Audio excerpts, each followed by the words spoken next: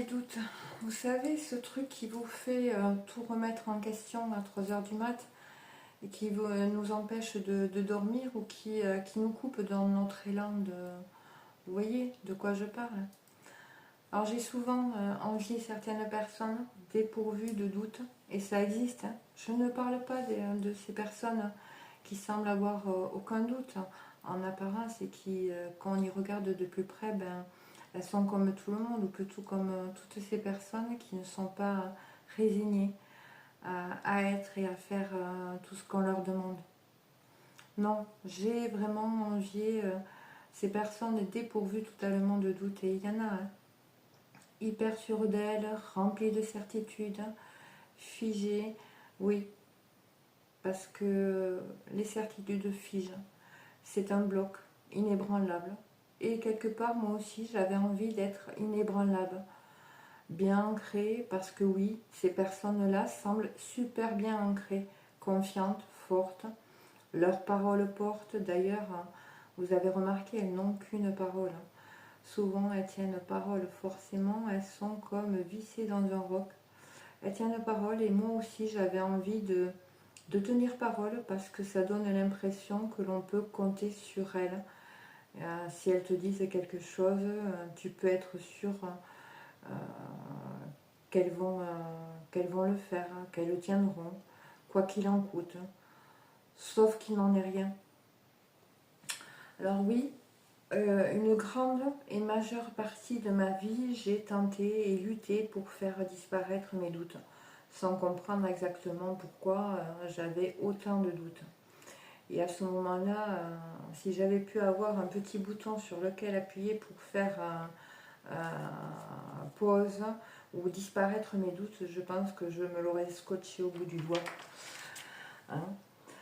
Et j'ai aussi lu tout un tas de bouquins sur la confiance en soi. Ben oui, parce que forcément, ce que je renvoyais était un manque de confiance en moi. Et combien de fois on m'a dit: oh, tu manques de confiance en toi, travaille ta confiance, fais ceci, fais cela, et tu verras, tes doutes disparaîtront. Mais c'est bien joli tout ça. Mais je n'ai jamais réussi à faire disparaître mes doutes. Parce que j'ai compris, en fin de compte, que confiance en soi et doute sont deux choses différentes et souvent associées à tort.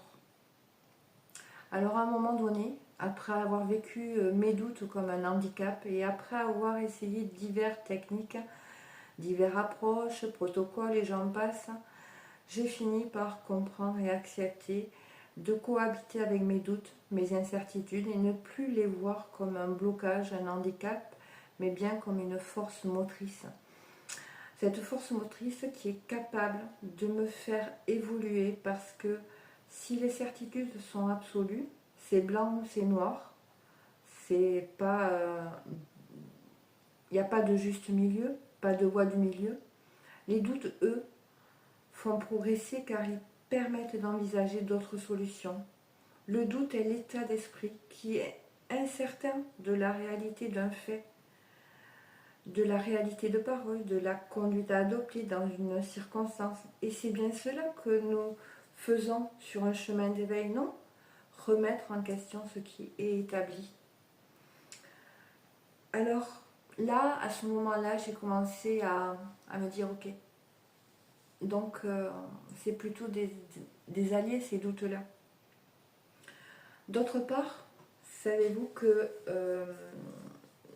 à partir d'où naissent ces doutes? En fait, ces doutes-là naissent ou partent d'un jugement. Et le jugement, en langage des oiseaux, on peut l'entendre, on l'entend, le juge qui ment. Parce que le jugement envers quelqu'un, envers une situation, ne se fait qu'à partir de nos projections intérieures. En fait, il ne parle que de nous. Et en fait, c'est à partir de nos yeux, de notre compréhension, de notre histoire, de notre vécu, de nos émotions, de nos pensées, de nos croyances, que nous allons juger une personne, une situation, etc. Alors pourquoi on va imputer ces choses-là à l'autre. Donc si là, vous voyez, si là, à ce moment-là, on ne comprend pas que les doutes est un outil qui va nous permettre de changer de regard, de vision sur les choses, les situations et les personnes, changer notre perception et revenir en nous, en utilisant nos jugements, mais comme un miroir de nos ombres inconscientes et cachées. Et c'est ça pour moi, travailler sur soi, c'est se faire face, se regarder dans ce miroir du jugement qu'on a envers l'autre, mais qui est vraiment relatif à nous, voyez. Alors, moi aujourd'hui, je garde mes doutes. Je ne vais pas essayer de les cacher. Oui, je doute, et ça ne fait pas de moi une personne moins fiable. Non, aujourd'hui, j'ai le courage de revenir sur une parole, un geste, un comportement, m'excuser, reconnaître que mes doutes m'ont permis d'avoir une autre vision des choses, de la relation, de la situation, et de rectifier le tir, réparer mes erreurs quand cela est nécessaire. Et je suis capable aussi de revenir sur une vidéo, un échange, un partage que j'ai pu faire si jamais je m'aperçois à un moment donné que ce n'était plus comme ça. Ma vision a évolué et m'a amené à comprendre d'autres choses. Aujourd'hui, j'en suis capable. Peut-être que hier, j'en étais pas capable. Alors oui, les doutes sont inconfortables. Ils remettent en question notre zone de confort. Ils remettent en question ce qui est établi, enregistré dans nos programmes internes inconscients. Mais en fait, c'est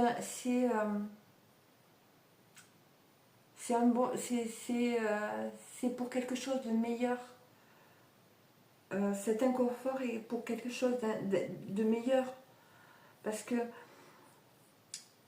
si l'on pouvait voir nos doutes comme une mise à jour de notre système interne qui nous permet de valider ou pas, ou à nouveau, nos fonctionnements, eh bien je pense que nous ferions un grand pas vers le retour à soi.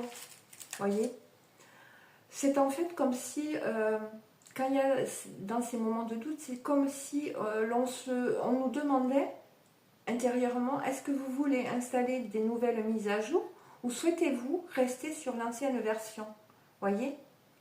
Parce qu'en fait, quand un programme arrête d'exécuter automatiquement une suite d'instructions, alors le bug qui se produit, qu'on pourrait, par analogie, relier à la mort, aux morts symboliques, ce bug-là qui se produit permet vraiment la possibilité d'installer une nouvelle version, une mise à jour, fait une mise à jour du logiciel, d'un logiciel intérieur.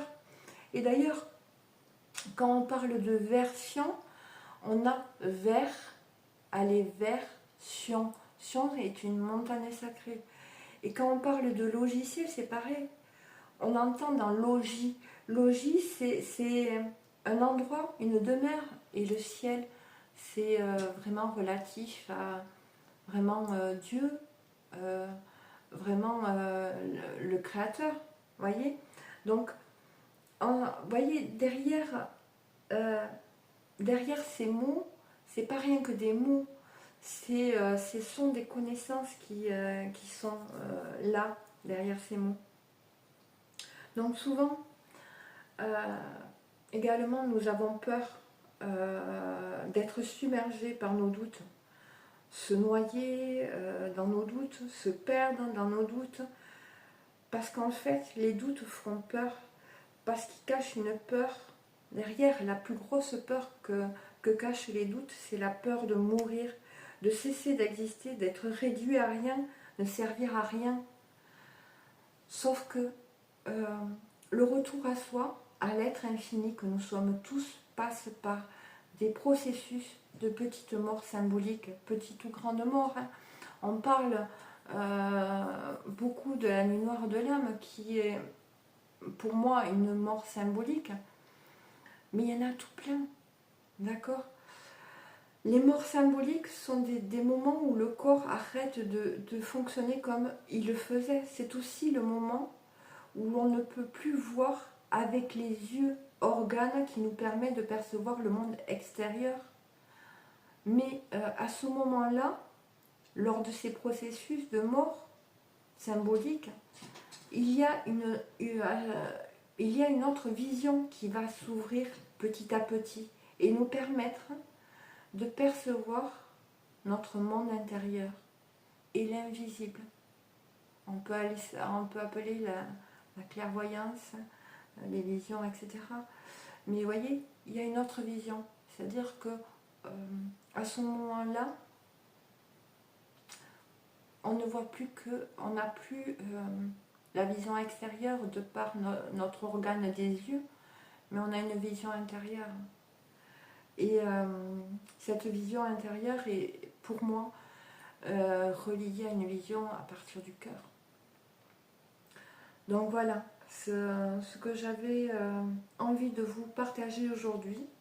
Et si cette vidéo vous permet d'avoir une autre vision sur des doutes, de les appréhender différemment et d'en faire vos alliés, eh bien ce sera que j'ai réussi à vous transmettre l'essence ou le carburant, en jeu de mots, vous permettant de continuer à évoluer, à vous révéler, et ça, j'en serai très heureuse.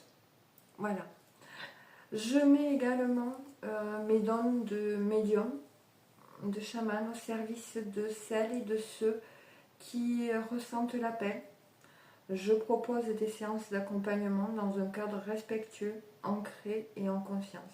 Donc si cela résonne pour vous, vous pouvez me contacter par mail. Je vous remercie pour votre écoute et je vous dis à bientôt. Au revoir.